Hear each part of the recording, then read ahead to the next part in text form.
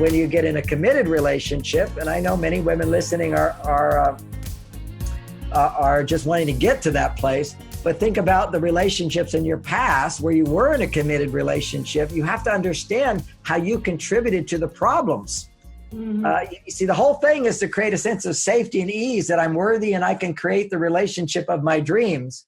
And if you don't know how you contributed to the problems in your relationship, then you're always going to think it was just the wrong person and they're the wrong person and they're blaming them and they weren't right and they did this and they did this. And that's all true. That's all true. But you need to see how you contributed to that. Okay. There's always two people that create a problem. And usually you get in a committed relationship. That's really where women step it up and they start giving more, because that's where men step it up and give less. So man, I've done the dating thing. Now we're having sex and we're in a committed relationship. Okay. I can let go. I don't have to try. It's like these couples that get married and they stop caring about their health and their wellness and their appearance. Okay, we're married, so you don't have to worry about that stuff. I look great, and for my age, 65 years old, I don't do it for my wife. I do it for myself, okay? It's just I want to live a long, healthy life. I want to feel sexy, and I want to look in the mirror and feel sexy, and that comes from health. It doesn't always look by looking like a model. I'm not some Superman looking, but for my body type, I'm healthy, and that is sexy. And if you want a sexy life, you have to be able to look in the mirror and say, I'm sexy. But again, that's for men. And for women, they actually need help to feel sexy. But you need to start by feeling, I can be sexy. But a man can take you to higher sexy, and that's by his doing things for you. And that's, once again, practicing the skills of getting him to do things for you. He says, what do you want to do? You don't say, I don't know, what do you want to do? You say, well, here's a few things I'd like to do. It's not, he says, oh, what do you want to do? Most women go, I don't know. What do you want to do? Stop. Then you're making him doing what he wants. Don't do what he wants. Even in the beginning, he wants to do this. If you've got something you do better, tell him, well, we can do that, but I prefer this. This is what I really like. If we go there, I'd feel really good. I'd love that. And then he kind of goes, well, I don't want to do that, but if it makes you happy, then I want to do it. Now, let's just stop right there. That is such a confusing concept, and it probably went over many women's head. He'll say, do you want to go? Let's say that I would like to go have a picnic on the mountain. Okay, that's what I'd like to do. He said, yeah, we can have a picnic on the mountain, but there's a racetrack, and I've really been waiting to go on the racetrack and to see this is my favorite person. And in your mind, you're thinking, oh, okay, well, if we go to the picnic, he's going to resent going on the picnic because he really wants to go there. And you could even say, well, is there a part of you that wants to go on the picnic? No, I'd rather not go on the picnic. I want to go on the racetrack. Now you say a narcissist for that? No, you asked him, what do you want to do? Do you want to go on the picnic? No, I don't want to go on a picnic. Well, do you want to go on the racetrack? Yeah, I really want to do that. Okay, no, that's just what he wants. You want to go on the picnic. But in that situation, you imagine that if you insist on the picnic, that he's going to resent you for going on the picnic. And who wants to go on a picnic with somebody when they don't want to be on the picnic? That's what women are always saying. I don't want to go on a picnic if you don't want to go on the picnic. Right. I want to do what you want to do. No, you want him to want what you want. But men don't always want what you want. So how do you get what you want? Here's the secret. Understand men. This is such a breakthrough. I say to my wife, I don't want to go on the picnic, but if it's what you want and it makes you happy, then I want to go on the picnic. Now, that doesn't make sense to women. How could I suddenly change what I want? Because I don't want to go on the picnic. But if I know taking you on a picnic is going to make you happy, what I want more than the racetrack is to make you happy. Therefore, if taking you on the picnic makes you happy, I now want to take you to the picnic, and I will enjoy the picnic as much as you enjoy it because it's making you happy. And that's not a facility that women have. Okay? It's like woman says, okay, I'll go to the racetrack for you. And oh, if it makes you happy, I'll do that. And you can do that for a little while. And then you're going to start resenting him and saying, we only do what you want to do. We only do what you want to do. Well, men are fine doing what you want to do if it makes you happy. If it doesn't make you happy, then he's not going to be happy for sure. But part of masculinity, part of testosterone is all about success. It's not about what do I get. It's not about me. It's about me being successful doing something for you. And that's what wins a man's heart. He bonds with you. The more he can do things to make you feel happy. And that means even giving up what he wants. He gives up what I want to do. I'm going to do what you want to do, which makes you appreciate him more. I mean, don't you appreciate somebody more if they really wanted to do something, but they love you so much, they're going to do what you want? That's real love. See, it's like I'm making you more important than me right now. But then the balance to that in a man's life is not what it is for a woman. See, a woman goes, I'll do something for you. It's not for me, but now you have to do something for me. And that's reciprocity. That's how women's hormones are associated. For a man, it's I'm going to do something for you, not for me. If it's successful, I am so happy and fulfilled. I'll do it again and again. And I'm also going to take time to do things for myself. I've earned the right to have my own things I want to do. So that's how I go work for my family. I come home and I do what I want to do for me. And then I also do what I want for my wife and my children. It's all this balance of work, giving to my wife and children, and giving to me. And that balance has to be there for men and that has to be there for women. And that's what Lauren teaches women, is how to balance the we time with the me time. Single women are all doing me time. Then they get in a relationship. They go into we time and they give up me time. And now you become needy and clingy and too attached and dissatisfied. And whenever, ever you're dissatisfied, a big part of that is you're too needy. That's what we started out with, is demanding more than what's available to you. A happy, fulfilled person is not ever demanding more than what they have. And at the same time, they want more. Now, that's a paradox for women. Yeah. It's hard to understand, but we have to just say it again, which is, I'm happy with what I have and I want more. That comes back to my basic dating theme, which is don't look for your soulmate. Create a series of dating experiences where you're able to see what you like and what you don't like. You're feeding your consciousness with what I like and what I don't like, not because you're writing a list or doing a therapy session. You're actually experiencing it. What I like, what I don't like, in the context of soon, in a year, the right person is going to come into my life with almost everything I like and almost everything I don't like is not there.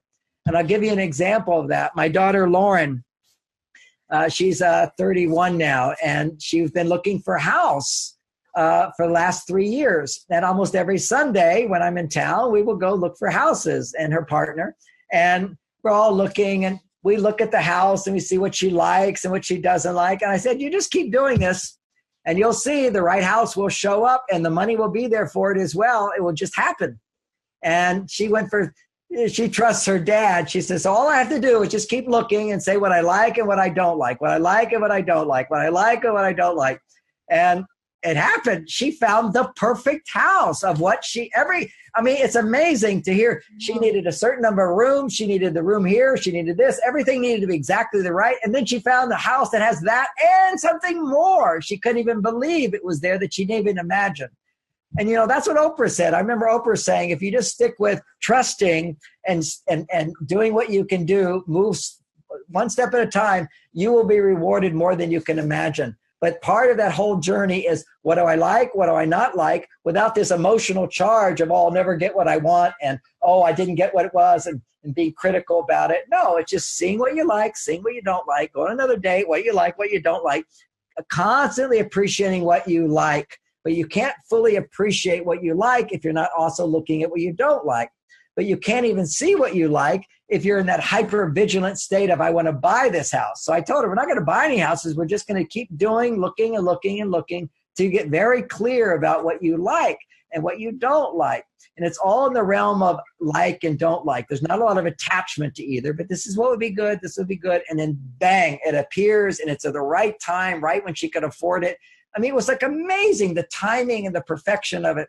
The way I found my house, and then I'll go into how I found my wife. But, it's finding the right person is another big question. How do you find a person, start dating? But once you're dating, you're committed.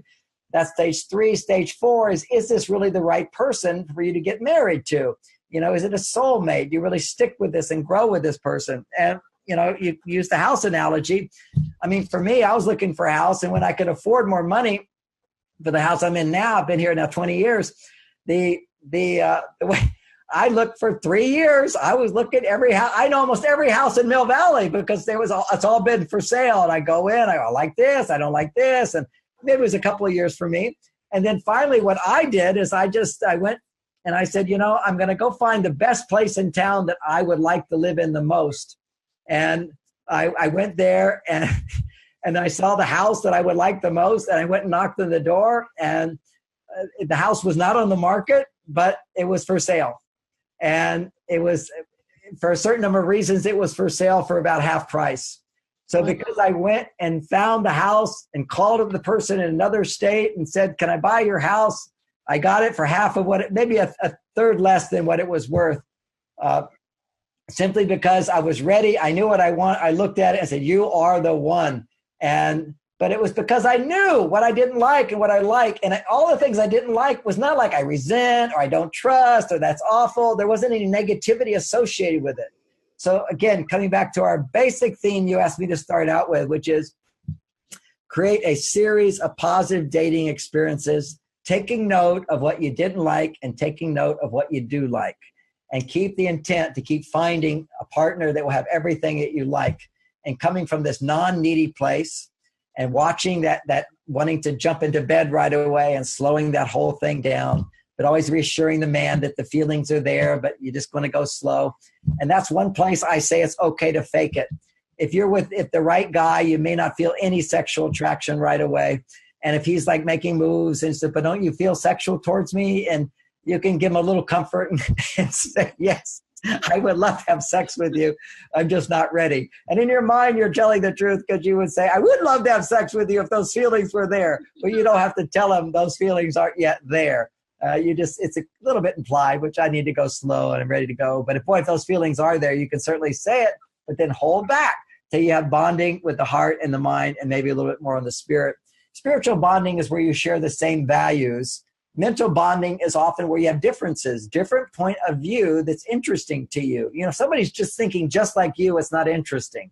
If something is adding something to you, and often the right person for you doesn't do everything the same as you. The chemistry of opposites attract. If you're looking for someone who's just like you all the time, it would be boring. And it also doesn't help your soul to grow. It's learning to challenge, to integrate something different into your life, which means that there'll always be an attraction. And it starts out as you find them interesting. And then it's on the level of the heart where you start finding things which are similar and where you share things. But for man, that's the level where you need to do things and you see you make an impact. Another little insight into men, and we're in the fifth stage here where a man proposes. I'm with Bonnie and I'm thinking, maybe she's the one, but I wasn't sure. And I was ready and I was looking. There's an old saying here I want to point out, which is men really can be with the right woman, but they don't propose because they're just not ready. And typically men that have many partners, the one they pick to marry is just the one that was there when he was ready to get married. So there's a place inside of men where they have to feel inside of themselves that they have enough to provide for a woman's happiness. They have to have a series of positive experiences where they feel confident that they can make a woman happy. And one time I was with a couple, they were together 9 years and he wouldn't propose and she loved him so much. But what had happened is they'd gone to see they'd gone on this tour of Hollywood, Beverly Hills, and she was just enamored with all the big houses and the beautiful lawns. And she was saying, oh gosh, I bet they have a swimming pool in the back with a diving board and they must have beautiful chandeliers. And he was hearing her, loving all those things, thinking she deserves that. And I'll never be able to provide that. So I'm not going to marry her. And so he's always saying, I love you and everything, but you deserve better than me. And so that's deep inside of a man. He has to feel his worth that he can provide for you. And if he doesn't feel that experience, he doesn't get the confidence and the motivation to make that commitment. In my own life, I'm with Bonnie and I've been with many women and I liked her more than all of them, but I wasn't ready to make a commitment, but I wanted to get married. And so then I remember I was taking her on a date to a resort 2 or 3 hours away. And I'm driving. I took the wrong turn. And instead of being in California, we're now going in towards Las Vegas. And and I'm like, oh my God. And I realized I was late. I I was wrong. I was lost. I pulled over the side of the road. I panic inside. I'm thinking, oh, she's going to be so upset because we're not going to make the dinner. We're not going to make the talk, where we're going to go. She's really wanting to do that. And other women have always gotten so upset about these things. And So I pulled over the car, sort of dreading the moment where I had to tell her, I think we're in the wrong state. And I pulled over and I pulled out the map and to see what my wrong turn was. And I just said to her, I said, well, I don't know exactly where we are, but I'll look at the map and we'll get back on the road, waiting for the attack to happen. And she says, yeah, I don't know where we are either. But this is the most beautiful sunset I've ever seen. Oh. And I just melted, just like you just melted a little bit. And I just, if you could see what I did mentally, I got down on my knees and put my hands up to God. And I said, thank you, God. This is the woman I want to marry. And ironically, it's because she overlooked the mistake that I made. And that was a big thing for me, is to feel that I know I'm not perfect, but if I could still be loved, even though I'm not perfect, then I'm set for life. And that's what men are afraid of. They're afraid that, when you get to know them, you're not going to love them as much. And to know that I could show one of my weaknesses, which is getting lost and getting there late. And I know she depended on it, and she just made being with me and seeing the sunset more important. That was a kind of love that I wanted to marry. And I think every man is looking for that, is to feel that unconditional love, that acceptance, that he is still loved. But also another one we need as men is appreciation, which is we make mistakes, but when we do it right, we get a lot of appreciation. And when you can be accepted for being not perfect and appreciated for what you do provide, then you get the really big juice for men that causes men to totally bond. And they feel like a hero, and that's called trusting a man. When you give a man the message that you trust him, that stimulates more testosterone than anything. I mean, think about the hero. The hero is somebody you can depend on, somebody you can trust. And the problem with trust is that women think to trust a man is dependent upon him being perfect. Mm. So women will put men on a pedestal, and then when he falls off the pedestal, she goes, oh, I can't trust you. I go, no. You can trust him to be a good driver. You can trust him to do this. You can trust him to do this. But in this situation, maybe you can't trust him. But so many other areas you can trust him. And that trust erodes if you demand perfection to trust someone's doing their best and to discover what you can depend upon a man for. And I'll share something that it's my wife's wisdom. Most women will relate to this when it's spoken into words. But it clarifies what you need in a man today. Because remember, I started out is don't so much look at all his qualities on the outside, how much money he makes, how he looks, how he dresses, what car he drives, all this. That's important. But more important, how does he make you feel inside? Mm. And the feeling you're looking for is the feeling my wife described about me. And this is very insightful. This is we've been married now 32 years. And I'll just toss in, because you're going to hear a lot of men give advice. And just with the men who are single, take it with a grain of salt. I remember once Cosmo had an article, 32 eligible bachelors at 35 years old. What do they want? Women need to know. Yeah, give those men what they want and they'll stay bachelors. You want to find men who are married happily and find out what they want. They expect. It's good. Not to say that a single guy can't teach you things. It's good to know how they think and feel, but it's also good to know from somebody who's made it work over a lifetime. And also who's failed. I was married before. I've been married to Bonnie 32 years. Before that, I was married to Barbara. We were married for 2 years. I made all these mistakes. I got married to the wrong woman in that case. She seduced me. I didn't seduce her. That's how I know this whole thing about giving more. She gave me 10 times more than I gave her. It was irresistible. I didn't have to do anything in that marriage. Okay. She supported me. She gave me a house. She kneeled before me. She took notes. She helped me. She promoted me. She was like, how can you say no to that? And totally available sexually. I didn't have to do anything. And I fell in love with her. It was my female side that fell in love with her. Bonnie I had already tried to win Bonnie over and I failed. I tried to marry Bonnie, my present wife, before Barbara, my first wife. Bonnie wouldn't marry me. I didn't do a good enough job. But I learned in my first marriage, understanding differences between men and women. I started learning, my mistakes here. Took a year, then called up Bonnie and said, okay, I'm a new guy. You'll see. And seduced her. I earned her love. And now I have the confidence, no matter what, I know how to earn her love. And she loves me. It's not like all dependent on her. I know that I have what it takes to win her love over. And so I bond with her. It's like a job. that I do, that I know I can do it, as opposed to it was just luck or something. That's from the man's point of view. From the woman's point of view, look at it as luck. Just, aren't you lucky that this guy pursued you, another guy pursued you, and then you were able to pick from all the guys, you didn't pick. It's up to you to pick. It's up to them to earn their way in. And you can't pick the right guy until you get a series of positive dating experiences where your estrogen's so high that you're not so attached to, this being the right person. And then he'll do something, he'll say something, and it clicks. And then you just go, he's the one. And so many women, they didn't know he was the one until he earned it. And those are the ones that tend to last the longest. I'll just put it that way. And having said all of that, I'm talking about extremes. So there could be the case where you feel totally turned on to a guy and he could be the right guy. I mean, I'm saying that's not possible. But if you have a history, this is where it's being turned on to a man right away and then he doesn't call back or he's the wrong guy. If you're one of these many women that come to me and say that, why do I pick the wrong guys? The guys that turn out to be drug addicts, guys turn out to be liars, guys turn out to be married, guys that turn out to be committed to being single. Why am I attracted to those guys? Then you have a neediness inside where you give sex to get men, whether you're conscious of it or not. And that's why you get turned on.